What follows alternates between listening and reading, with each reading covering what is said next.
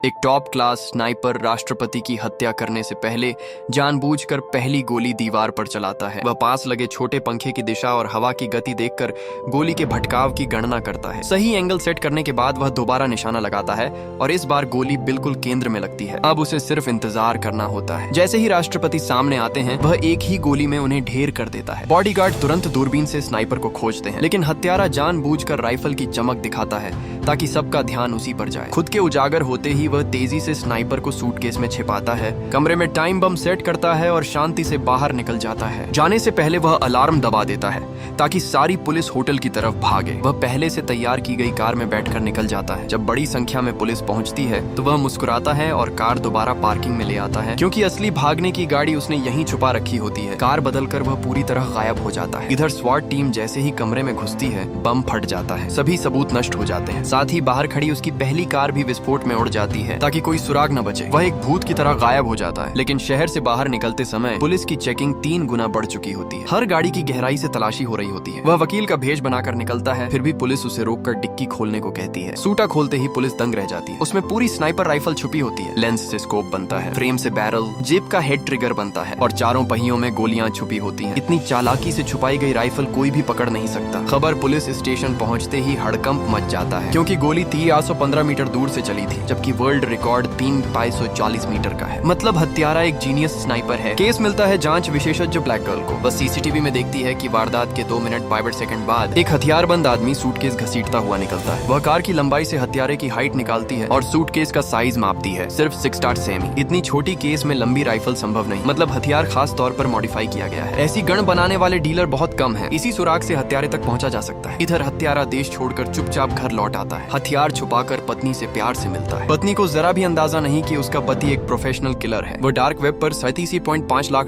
की पेमेंट लेने बैठता है, लेकिन सामने से सिर्फ 2 शब्द आते हैं, भाग जाओ। गुस्से में वह सच्चाई जानने निकल पड़ता है। बैंक से पूछताछ में पता चलता है कि पैसे एक विदेशी कंपनी से आए थे। वह कंपनी की परतें खोलता है, नीदरलैंड, फ्रांस, इंग्लैंड, जर्मनी। आखिरकार वह असली कंपनी तक पहुंच जाता है। तस्वीरें देखते देखते उसे वही शख्स दिखता है जिसने उसे अपमानित किया था। वह राष्ट्रपति का बेटा होता है। अब मामला और गंभीर हो जाता है। उसी समय एक नई महिला क्लाइंट उससे संपर्क करती है और बिना बात के $10 लाख भेज देती है। फिर बताती है कि टारगेट है एलन मस्क। इतनी बड़ी हस्ती को मारने के लिए वह दोगुनी कीमत मांगता है, $100 मिलियन।